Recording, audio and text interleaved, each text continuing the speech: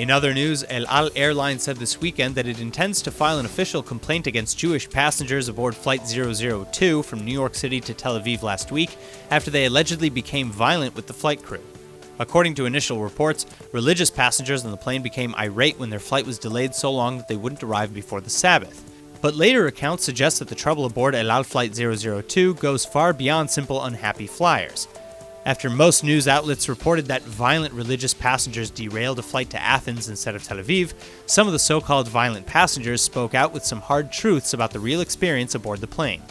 Betzel Steinhardt, a professional tour guide and the director of education at Rama Israel, blogged to the Times of Israel that only 20% max out of the 200 people who deplaned in Athens rather than desecrate the Sabbath were ultra-Orthodox.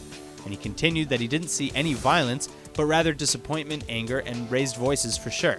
He said El Al was responsible for the problem, though. Proper observance of the Sabbath precludes any motorized or mechanical transportation, so observant passengers planned to arrive in Israel before the Sabbath began on Friday.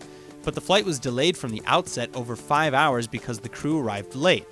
Not for inclement weather, but because their transport was ordered late. Then, rather than let religious passengers deplane immediately in New York in order to avoid breaking faith as the captain promised he would allow, the plane took off.